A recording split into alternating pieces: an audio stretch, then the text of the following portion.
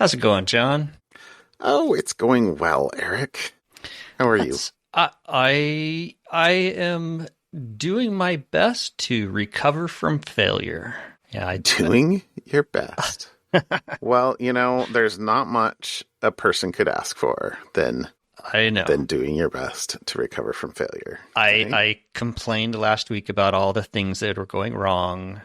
Car, hot water heater, and 3D printer. 3D printer? Mm-hmm. My new 3D printer showed up today, so take that, failure. Okay. And now it's all in part because I ordered a kit. I didn't order a fully assembled one. Okay. I ordered a kit, and it says, because I thought this would be fun, because my boy is like, hey, Dad, we should. I'm like, this sounds like a great activity. So we spent 3 hours this evening before this getting about, 3 of the 9-hour projected build time started. Whoa. So what did you buy? I replaced my failed printer with the same brand. Oh, so you got just another the Prusa. newer model. I got another Prusa. It's the Mark IV. So I had the Mark III. Okay. That was now 5 years old, and now I have the Mark IV. So I was tempted to buy a Mark III way back in the day. Yeah. Before I got it, before I went ahead and bought one of these resin printers. So I am excited because it's got some new features that'll be nice. Some of the complaints that I've had about the Mark III are all fixed in the Mark IV. And I really couldn't complain that much about the Mark III until it died. Then I was upset. Well, sure. Yeah. And to be fair, I totally could have bought the replacement boards and the hardware, and it would have been way cheaper than a new one, but I'm lazy. But then it would have been one less. So number go up. That's right. I got a 4 now instead of a 3. So now tell me, is it a single filament or multiple filaments? Just a single filament. I didn't buy the multi-filament one because I had bought that with the Mark III thinking this would be cool. The number of times I did a multi-filament print with what I use the printer for. How many fingers are on my hand? I only needed 2 of those. I hope 5, assuming a one hand. Yeah. So, but it's all good. I mean, okay. I'm excited. My boy and I have been sitting. We spent time, going through the instructions. He's helping me organize all the parts. Anyways, fun father-son activity. Okay. It's working out. That's great. That's totally awesome. Yeah. That's totally awesome. All right. And then daughter number 2 had her 21st birthday, and we celebrated by going to Benihana, because where else would you go to celebrate a 21st birthday? I never did watch that video you sent me. Sorry, this is a theme. This is a theme. Yeah. So, but it was fun. Okay. She had a great time. I spent more money on a meal than I ever want to, but it's dinner and a show. Roger was a great hibachi chef. It was fun. So, all right. Well, that's good. That's good. And then I guess really to follow that with the final thing I was going to mention tonight was my show recommendations that you appreciate, but then don't watch the shows. I talked about the Resident Alien show. A few weeks back. Well, there's now a season 3, and it's available on Peacock or NBC, Wednesday nights on Sci-Fi Channel. I don't have cable, and I discovered that you can create an account on NBC or Sci-Fi or whatever it is, their account, and get 3 free shows. So, and then you have to sign up to Peacock or whatever. Now, I thought I really only want the 12 shows or whatever it is in the season. Can I sign up with 4 different accounts and get, 3 times 4? I don't remember how many episodes are in a season. But anyways, I do that because I have a domain that has unlimited email addresses. Essentially unlimited email addresses, right? So you don't even have to play the Google Plus. No, I don't have to do the Plus thing. So I'm like, I'll just go. You know what NBC doesn't allow? Custom domains? Custom domains for emails. And their help says, if your email provider is not a known provider, go get a Google account, go get a Gmail account, and sign up. Whoa. Like, okay. Because I was like confused. Why does it? Because the sign up box was saying not a valid email address. I'm like, Eric1234 at blah.com is absolutely a valid email address. What are you talking about? So I was Googling. I'm like, I mean, I get it because I was trying to game the system. I will admit that, but it made me a little grumpy. It's like, I just want the one show. This is why you can't have nice things. I know. I don't want anything. I just want the one show. So at some point, the irony is, because I don't watch anything, as you very well know, and I have Peacock. Yeah. It's like $7.99 a month, or I don't know. Like, yeah. So I do have a Yahoo account, a Gmail account, and an Outlook account. So there's 9 of the shows. You also have 3 children. Yes, and a wife. Yeah, so you can. I could game, but I was a little grumpy that my typical format for gaming the system for these types of things, where I just want a one-off, is blocked. Which, all right, I accept. Well played. Bummer. So, anyways, how was your weekend? My weekend was great. Friday night. So I remember a couple months ago, I was helping an 8th grader with their 8th grade project, and we made a beehive together. And her presentation was on Friday night, so I went for that, and she did great. It was lovely, and along with all the other kids, in the 8th grade, there was some really fantastic projects there. I really appreciate the school for what they do there. And they each had to give like a 5-minute speech, which was, to, I don't know, like 100 people probably in the audience. Parents, of course. I mean, everybody's rooting for them, but still, it's pretty nerve-wracking to get up. And they did a great job. So that was good. And then, in a second, but then, so Saturday night, we had symphony tickets, which was which was an amazing show.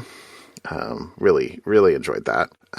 And then I think I did practically nothing on Sunday. I'm trying to remember what I did on Sunday, which I think was mostly laundry. But it was Sunday. Nothing is a great thing to do. Sunday was a rainy day outside. Yeah. Mm-hmm. So I spent a bunch of time outside on, I think, Saturday as much as I could. But so that's good. And I've got all my mason beehives are out. They're going to be hatching out probably this weekend, to be honest. It's because it's going to be like 65 degrees. And I had to build a couple other boxes, just because the cocoons are going nuts, which is awesome.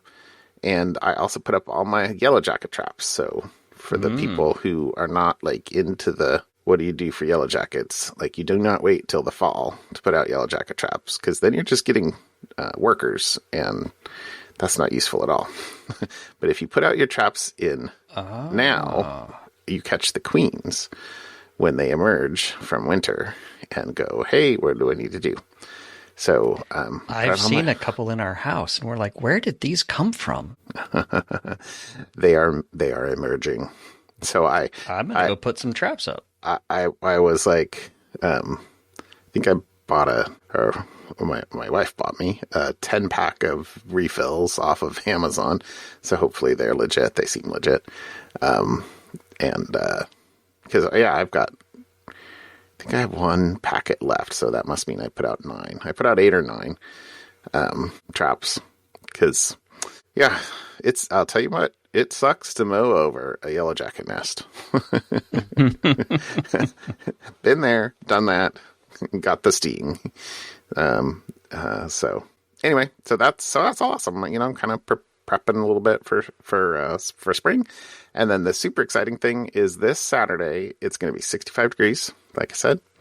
So with the 8th grader that I was working with, she has a whole bee suit, but she's never been into a colony yet. So she's going to come over and with I think her parents, I hope, all goes well. And I'm going to get into my beehives for the first time this year. So as of last weekend, I still had, I think, 3 alive. One of them's looking a little sparse out front.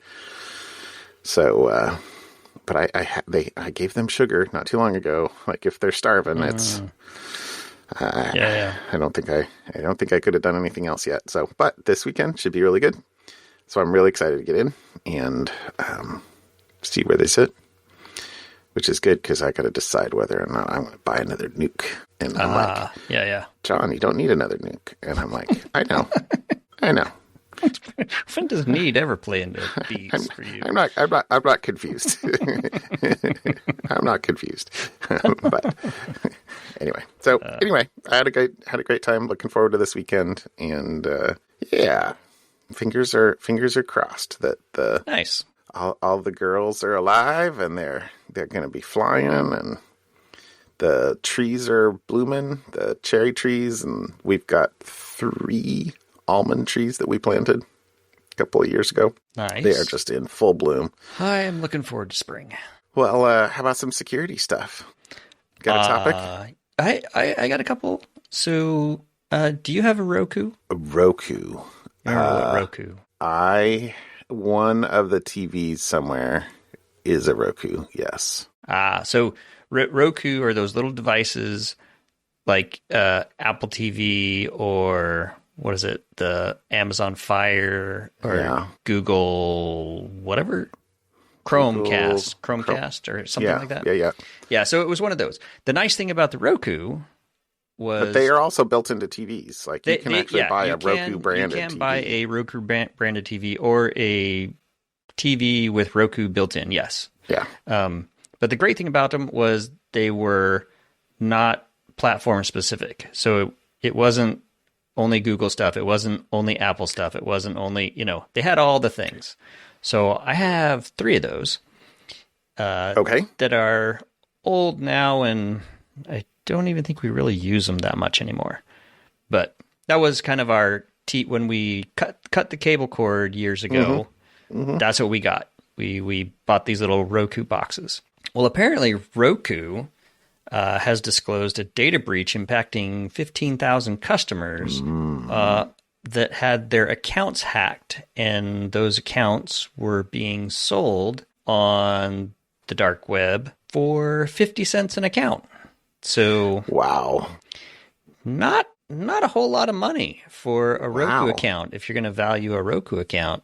I think compared to like an Apple account or a Google account or another. But still, if you have a Roku account, maybe go change your password. Just be on the safe side. Apparently, they've notified the affected users and they've forced everybody to password reset. I logged into my Roku account because I wasn't sure if I even had one. And then I remembered, yes, I did, because at one point I was signed up to be a Roku developer because I thought I'd build a Roku app and played around with that at one point. But it didn't. This one was of the 50 cents someone might pay for. My account was of no interest because I didn't have a credit card or any financial stuff linked to my account. I do not. I know I did not put a credit card in. Yeah. And although I think I do have an account. If you don't have a credit card linked, you're probably fine. But maybe go in and check it out anyways. The breach included usernames and passwords. So not just like raw passwords? Yeah, the raw passwords apparently. Which you should always store. Yes, and Roku doesn't do 2FA at all, so there's not even that as an option. So basically, it's if your account was hacked and stolen, there's really no getting it back because the hackers, even on the website, this article, it's a Bleeping Computer article, mentions about how they told people who were buying these Roku accounts, here's how you do it. Go in, change your email first, get that, and then do the password stuff, because otherwise Roku is resetting things. So the same thing that Roku's telling people, here's how you fix your account, is what totally Roku hackers are telling people, here's how you get around what they're going to tell people to do. So there you go. Roku accounts are worth 50 cents. doubtful people. It was more a hardware purchase but you could buy streaming services and go through and they were trying to get people doing other things, and they have IoT devices apparently as well. So if you're into the Roku ecosystem, you might have a credit card there. But so just for anybody with a Roku account, Roku does not support two-factor authentication. Nope. At least not yet. I saw when I was resetting my password earlier today, I saw no indication. Wow. That's kind of surprising in this day and age, although I have a similar quote in mind. He says with a little bit of foreshadowing. And then my second article is mostly because I'm looking out for you, John. You're looking out for me. Thank you, Eric. Check your QNAP. I know you have the QNAP. I do. Apparently there's an update, critical authentication bypass flaw in the NAS devices.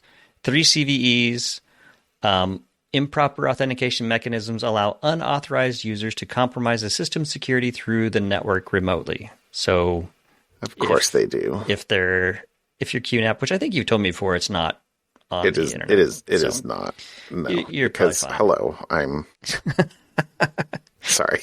Yeah, and then another CVE that would allow authenticated users to execute arbitrary commands on the system via network, potentially leading to unauthorized system access or control. And then a flaw that could enable authenticated administrators to inject malicious SQL code through the network, potentially compromising the database integrity and manipulating its contents. So 3 CVEs that QNAP has fixed. Update your QNAP. All right, I actually literally just logged in to see, and it does say 2 updates available. Yeah, there you go. It should be automatically updating because I have it set to automatically update. But when firmware updates are available, it has to do stuff. Yeah.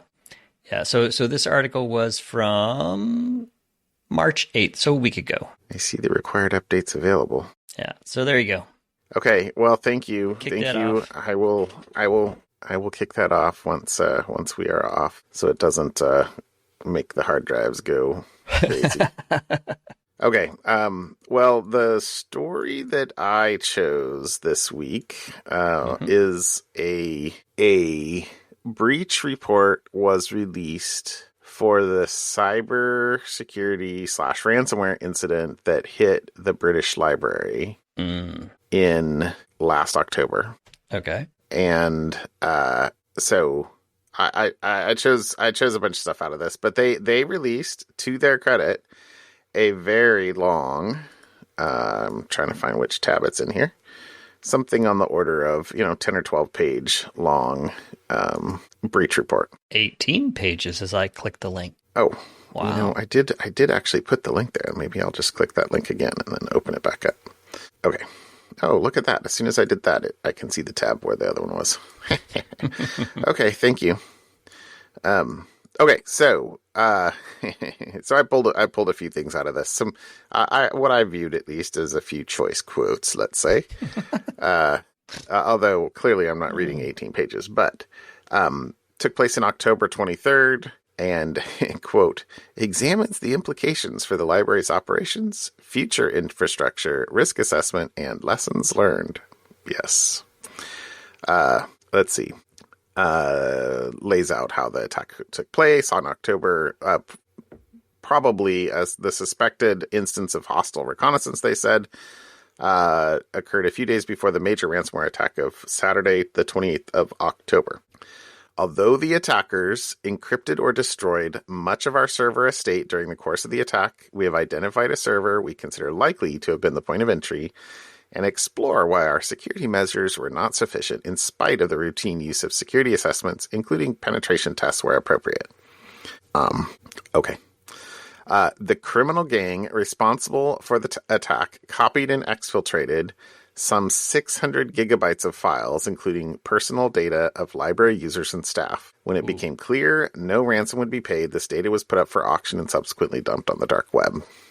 And they went through that. They're going through it, trying to find stuff and notifying people and things like that, of course. But what would a library keep of its users there. And I'm sorry, I'm just trying to think of what's the value to someone accessing that data is verifying your identity with a library card. I don't. Well, I don't know. I mean, I didn't. If it said in there, it said that, but it sounds as if a lot of the data, like the library has a I said somewhere here. I don't remember if I pull it out or not, but like they're responsible for storing a lot of data. Okay. Like web page, sounds like they kind of almost do like a archive.org kind of thing. Oh. There's a bunch of sort of digital retention that they're responsible for. So is this similar to like the Smithsonian in the U.S.? It's not like my local library. Well, so I'm afraid. I mean, you can. Sorry, am I asking questions? bl.uk, but it's not the British Museum. Okay. I assume this is the National Archives. That's what I'm thinking of. Oh, right. Yeah, sorry. Yeah, okay. Like their homepage says, we are the National Library of the UK. Okay. Our shelves hold over 170 million items. And they brought back library services. It said really, relatively quickly, but the research and the other kind of staff capabilities, it sounds like, are super impacted, and they're having to restore or recover, and they have like an 18-month plan to recover kind of thing. A couple other things I pulled out of here. The most likely source of the attack is the compromise of privileged account credentials, possibly being via phishing or spear phishing, or a brute force attack where passwords are repeatedly tried against a user's account. If that's a possibility, that means you weren't like limiting password tries, that kind of thing. But here was the quote. Let's see, or here's some stuff in here. So the increasing use of third-party providers within our network was noted by the library's Corporate Information Governance Group in late 2022, and the increasing complexity of managing their access was flagged as a risk. A review of security provisions related to the management of third parties was planned for 2024, and the tightening of access provisions that would have been enabled by improvements to underlying computer and storage infrastructure and the migration of storage to the cloud, which was currently being implemented. Unfortunately, the attack occurred before these necessary prerequisites for this work were completed. Yeah, the attackers don't tend to wait until you're ready. That's kind of why you have to move fast. Here was one of the money quotes here. It was decided at the time that connectivity to the British Library domain, including machine logon access and access to on-premise servers, would be out of scope for MFA implementation. Pending further renewal of the library's infrastructure. The lack of MFA on the domain was identified and raised as a risk at this time, my bold, but the possible consequences were perhaps underappreciated. So, I did say it's the British Library, right? Yeah. Yes, the possible consequences were underappreciated. Yeah. So, okay. There you go. All right. So here was the part of the sort of, hey, our job's hard. The British Library has historically had an unusually diverse and complex technology estate with a large number of legacy systems, formed out of the different collections and organizational cultures brought together by the 1972 British Library Act, and with the periodic subsequent addition of other collections and organizations, most recently Public Lending Right in 2013.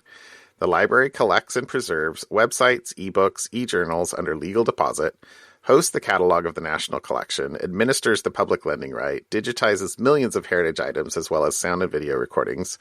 It has a commercial, online, and on-site shop, box office, reader registration system, and a multitude of back-office support systems, as well as an extensive security and door access network. So, they've got a bunch of stuff. And I don't know if you live in the United States or maybe just live. Like, libraries are not, like, the most well-funded. No.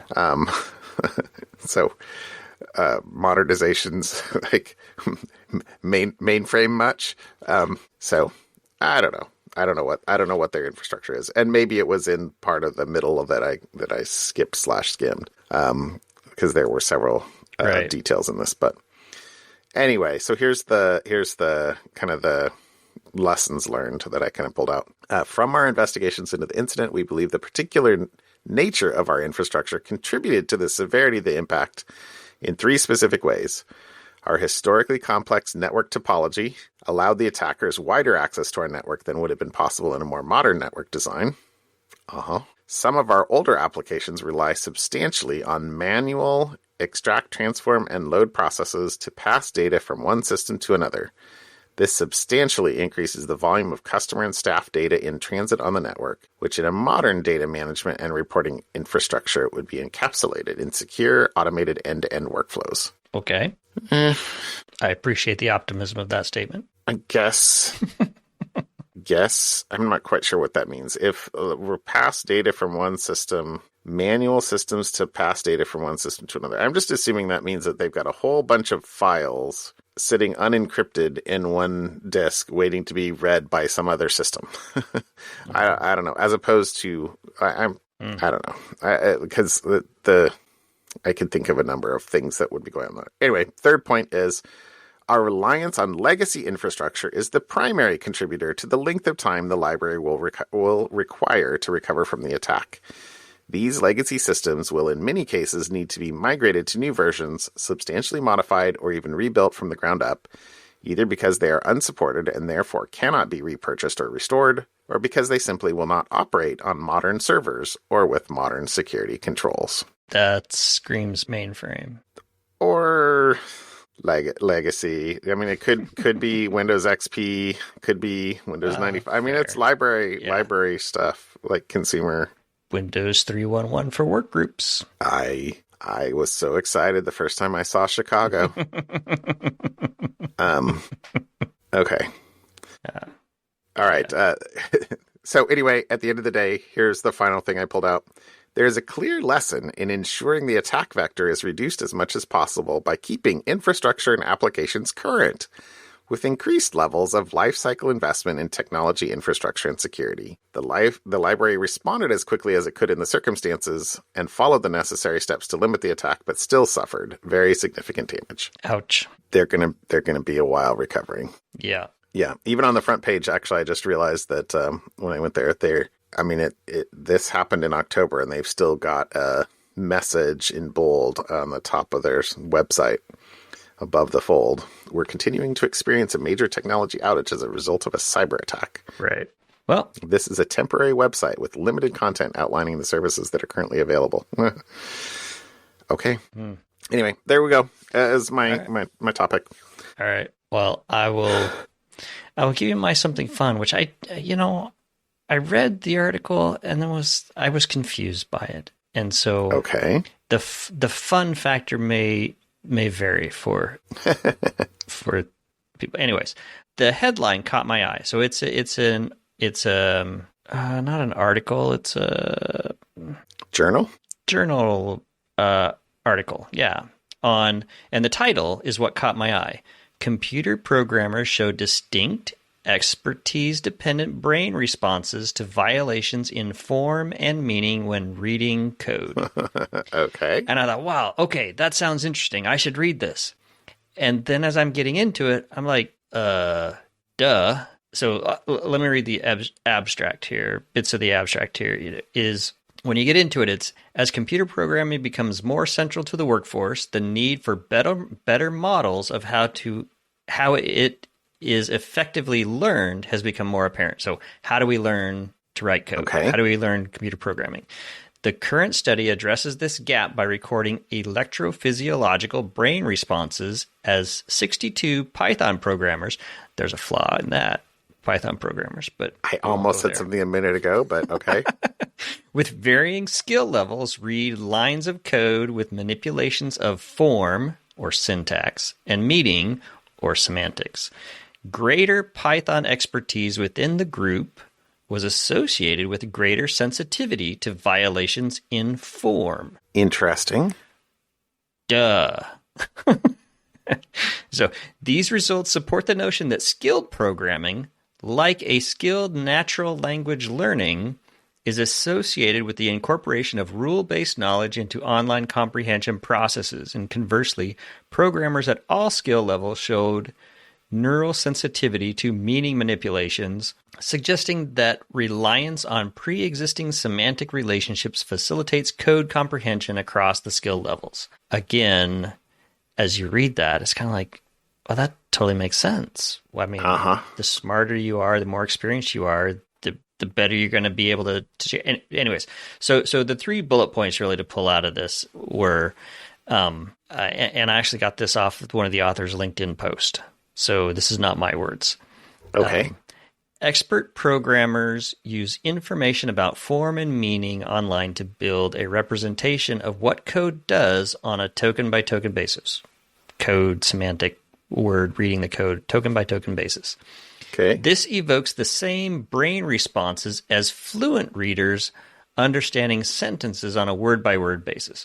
So they're basically equating understanding and reading source code in different languages in source code is equivalent to someone reading and trying to understand full sentences in, a spoken language as opposed to a programming language.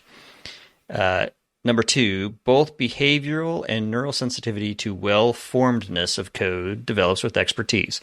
I don't know why that is a bullet point. That just seems to make sense. The smarter you are at language, the more you're saying smart, but I think it's more about like the more experienced you are with the particular language. Correct. Yeah. You use words like lustrum if you are more experienced with certain languages. Thank you. Thank you. Well played. And then this is one that I was like, okay, all right, here we go. Variable names really do matter. Regardless of expertise, the brain's responses to variable names that were incongruent with the overall meaning or purpose of the code suggested a greater load on memory retrieval and integration processes. So if your variable names were not well named, it confused you, no matter your level of expertise. Everyone had to go like, wait, what? Yeah. So. Okay. It was an interesting article. You don't have to read it. I did that for you, and it's pretty much all right, learning a programming language, somewhat akin to learning a spoken language, at least in terms of how your brain functions. Right. So there you go. Right. Yeah. And when you talk the variables, I don't know, this made me think of it, but like we used to have rabbits and we let our children name their rabbits, and one of them named his rabbit Guppy.